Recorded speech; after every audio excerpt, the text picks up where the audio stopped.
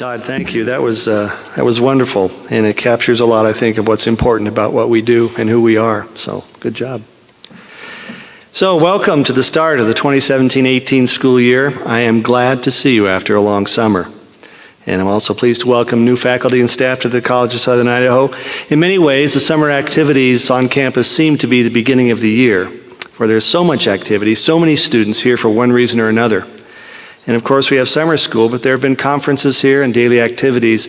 And just so you'll know how busy it has been, I'd like to give you a list. This is not comprehensive, but it does cover some of what we've been doing, and I think some of what we're going to continue to do.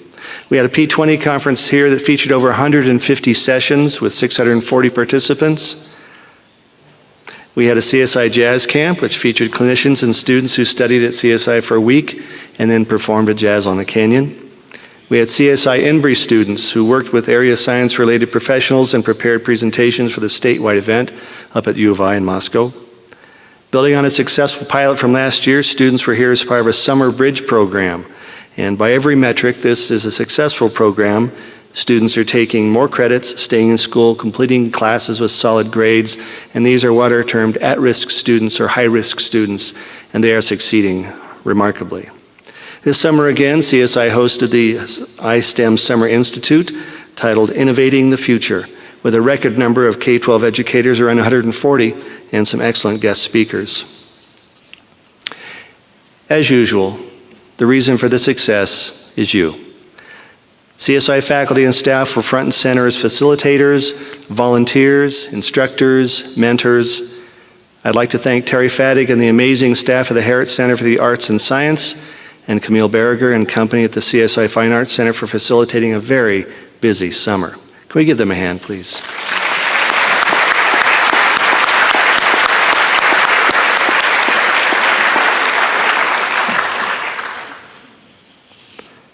This summer, the College of Eastern Idaho has come alive. Who would have known? And it will start offering classes this fall, transfer classes. We will maintain a CSI presence there until the end of the fall term, and we expect that the College of Eastern Idaho operation will impact us over time to the tune of about 1,000 students. This last week, all 5 of CSI's trustees joined me in Idaho Falls, along with representatives from the other community colleges, to help the new CEI board get off the ground. And I'd just like to take a shout out here to our trustees. We are so fortunate to have 5 committed, generous trustees who not only support and guide this college, but make themselves available for guiding other colleges as well. Do we have any trustees? Bob, I see you back there. Other trustees as well? Well, let's give Bob a hand for 5.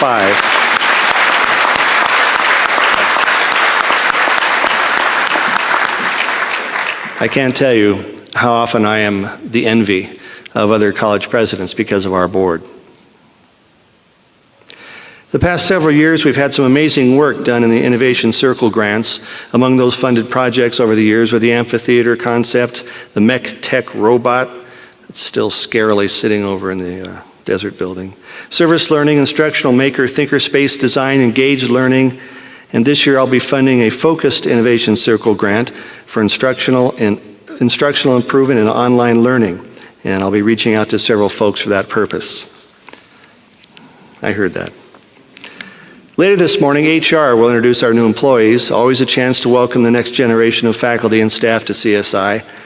And the flip side of this is those who are retiring or have changed positions, and that's somewhat bittersweet. Before I get into the list of those who have retired, I want to have a shout out to my good friend Jim Dawson. There you are. Jim stepping down as chair of what used to be the PE department and is now going back to full-time teaching in the math department. Jim, thank you for your efforts.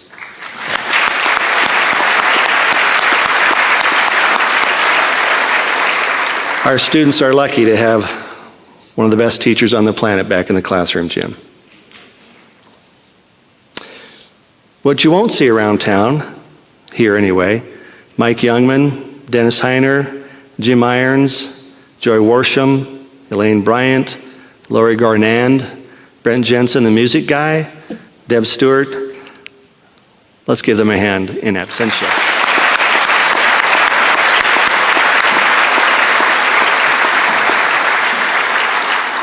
Some of you may have seen today's paper. It says, the voice of CSI, and there's a picture of our scintillating Doug Mon there. If you haven't had a chance to read the article, it's a nice tribute to a wonderful individual. Doug is done more or less at the end of the month. He'll still be around, but Doug, thank you.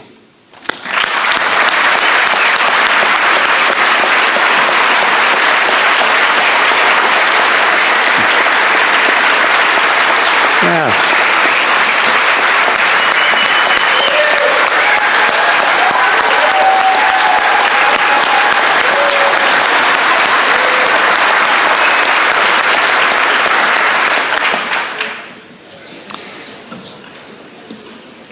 Also not retired, but soon to retire, is our own Alan Shabrinsky. Alan, are you here somewhere? You're up there. Give Alan a big hand here.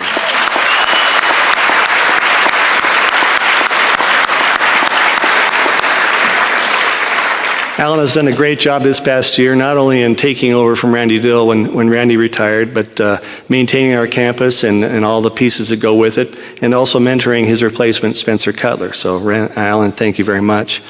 And Paul Morgan retired from the math department, but unable to stay away. Where are you, Paul? Are you here? So there he is.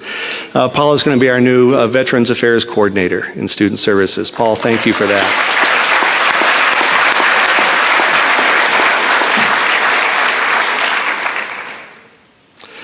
At a soiree, that's what I call the evening events, about a year ago, a person came up to me and announced that she'd received alumni information from BSU and U of I, two schools she attended, but nothing from CSI, where she started.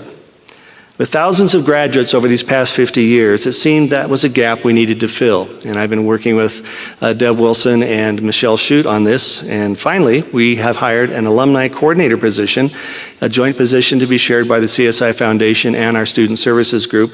Raylene Abbott will be working with the Foundation and Student Services to start our first ever alumni coordinator position. So I'm very excited about that. We have thousands and thousands of people that we've affected over the years, and many of them are interested in supporting this institution, which is quite a tribute to a two-year school. Usually alumni are focused on four-year efforts, but I believe we'll have some successes there. I'm also excited to announce the hiring of a multicultural coordinator, Alejandra Hernandez, and she'll be working with several initiatives on campus, building our intention to improve recruitment from high school to college, and I'm excited about that. Todd, Jeff, and I will be meeting with our area legislators as well as officials from the Department of Financial Management, that's DFM, sometimes known as the Governor's Office, and LSO, Legislative Services Office, which represents the legislative side of the equation. We'll be meeting with them in the coming weeks to discuss our funding requests. This year at the legislature, we'll be asking for funding for the following line items, which total about $1 million. IT, personnel, and software. We're looking for some upgrades and enhancements there.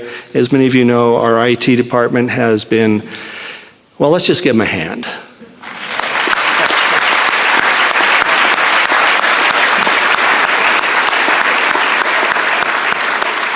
These guys work nights and weekends. They're on call constantly and dealing with the crises of the moment, which there always seems to be a crisis of the moment. And I have nothing but the greatest respect for their efforts. Kevin Mark has done a great job of organizing and developing that group. And you'll see that their new digs are over in the Canyon building if you have a chance to drop over and look at a pretty cool new space that the IT department has. Part of that, though, is their intention to develop our integrated systems. And as many of you know, or at least suspect, our integrated systems for IT are ubiquitous. Everything from registration, admissions, anything dealing with student accounts, records, finance, Black Canvas, our business office processes, it's all integrated and all connected. And it's like a spider web. When you touch one little piece, the rest of it vibrates. And so increasingly, this becomes an important aspect of any institution, hospitals, schools, banks. And we really need to pay attention to the operation. As many of you know, cybersecurity is now a huge issue and should be. And so we're asking for some funding to help support some of these initiatives. Part of what Todd was talking about was our appreciation for students, and part of it is getting them here. As we start looking at who comes to CSI and how they come to CSI, we're interested in developing and expanding those opportunities. So we're looking at an institutional initiative called Weekend College. We'll be designing complete degree programs for Fridays and Saturdays over a course of time, and I know Cindy and company are working hard on that. And we're looking for some support for some of those opportunities. So we'll have Mondays off instead of Sunday and Saturday. I don't know, something like that. But an opportunity to bring more students who might be working into an opportunity for education. And that's as important as anything, as Todd pointed out in his earlier comments. And finally, last year we requested and were not funded for our Center for Education Innovation concept. Perhaps in some ways unaccountably, ISU was funded for that. Don't get me started. But we're asking for some funding to continue to collaborate with ISU. Todd and I and others have met with ISU administration, and we are in the process of developing some concepts for a proposed Center for Education Innovation here on our campus. And so we're looking for some funding to continue that support through consulting. However, there are some changes in the way things are being funded in the state of Idaho. So I'm going to spend a little bit of time talking about one of the initiatives of the governor's Higher Education Task Force. So 2 years ago, the governor convened a task force for K-12. And they came up with some significant suggestions, which the governor was able to implement and get through the legislature this last year for public school in Idaho, K through 12, which is a step in career ladder, different kinds of funding improvements, and so on, some standards upgrades. And the governor was so enamored of the impact of that he decided to create a similar thing for higher education. So we have the governor's Higher Education Task Force, which has 4 subcommittees. I serve on the outcome-based or the funding subcommittee, and as you might guess, my whiter hair is due to some of that experience. We've been meeting for probably 3 months, and we are charged with having some information completed for the larger task force, which will then present the governor a full report sometime at the end of September. That's a short period of time to deal with a hugely complex issue. Right now, we're discussing outcome-based funding. And this may put you to sleep, but we'll hang in there for a second. For many years, colleges and universities in Idaho were funded through a formula called EWA, Enrollment Workload Adjustment. And you've heard me mention this before, but essentially it was front-loading. So every semester on day 10, we would communicate to the state our enrollment numbers. And if they were up, we would get more money for that year. If they were down, we would get less money for that year. So that formula worked for a long time until the Great Recession hit back in 2008, 9, 10, when the number of students or number of people out of work spiked. CSI nearly hit 10,000 students. Our EWA funding, however, went to zero because with a lot of people out of work and businesses challenged, the economy suffered, and the state coffers that they used to pay for things like EWA were dry. So we had an experience of almost a 40% increase in our student population with zero funding to support that. When the economy started improving, people went back to work and our numbers dropped back down to our 6,000 or 7,000 that we normally have. But the state didn't give us the money. And so we all got together and said, gee, this is a bad formula. The governor said, well, what do you want to replace it with? Many states across the nation have been toying with for several decades with varying degrees of success and failure, OBF, or outcome-based funding. And ultimately, this is different than EWA, which again is on the front side. Outcome-based funding is on the back side. So we'll be funded or rewarded or incented to have students who graduate on time, more or less, with degrees, certificates, and perhaps other kinds of designated educational milestones. Trying to create a process like this has been very difficult. And many of you know that the state started a 60% goal a few years back with the published intention of having 60% of all Idahoans between the ages of 25 and 34 have some sort of post-secondary degree or certificate by the year 2020. And it's not going to happen in 2020, and probably not in the new time of 2025. As an aspirational goal, I think is a good thing. Idaho has a real problem with an undereducated workforce and a low-wage workforce in this state, and it causes some of the problems we see occasionally. So we're very intentional about wanting to be part of this story of success, getting more people into college, for whatever their career goals might be, and then moving forward with some sort of verification of completion. Our workforce is demanding it. I think our citizens would benefit from it, tying back to what Todd was talking about, an educated life. However, trying to figure out the mechanism for how you award an institution for that is fraught with peril. Even those institutions across the nation in different states who have been successful have seen only a 2.4% increase in their generation of degrees and certificates. And so the conflation of the 60% goal with higher education making that happen has been problematic, and certainly has been a challenge for a lot of the presidents, like myself, who serve on some of these subcommittees.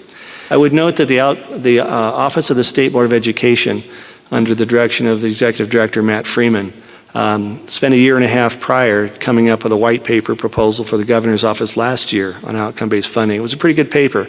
All 8 college and university presidents signed off on it and supported it, and the governor rejected it, saying he wanted to have a larger input from the business community, which is the process we're in right now. So that's the update from the Capitol on those kinds of things. I would like to shout out our local legislators, just to give a shout out to them. They are believers in what we do. They believe in the power of the community college. They believe in us. They believe in CSI. And when I talk to Maxine Bell or Lance Clow and the others, they have our back. And if you see them out in the community, and you probably have a chance to now and then, say thanks. They do a good job for us, and they are advocates.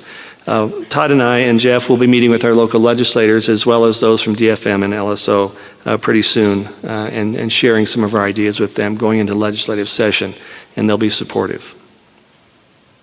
So here we are again at the start of a new year. So I thought about the cycle of school. I think it was more apparent when I taught. I still recognize, however, the newness of each fall. A fresh bunch of students coming to study with us, or the start of a year of seasons, maybe anticipation for autumnal colors, chill in the air, snow? No? Okay. Many of us have spent the summer tweaking and improving and creating new lessons and preparations for students. We're anxious to see how those will work. We're anxious to see how these things are going to play out in our classrooms and with our students. When I was teaching, one of the things I really appreciated about every semester and every year is it was always new. No matter what I had done, the people in front of me were always different. And so the dynamic of education always shifted. It was never quite the same, and depending on what kind of makeup you had in class, you had some amazing things happening. It's also the time we get to see each other again. It's like getting back together with friends after a long absence. It's always affirming to see a familiar face, to catch up on life, to once again share the collegial world. Beginning of a school year, I think for all of us who work at CSI, is a sustaining moment. We're reminded of the significance of meaningful work and the value of camaraderie and shared hope, the hope that will inspirit our students with knowledge and passion. Importantly, in these days, our communal vision and commitment for good through civil, educated decision-making and social interaction is vital to each of us, to our students, to our community. It's crucial for our students and our community. So, let us go forth with love, courage, and singleness of heart. Have a great semester.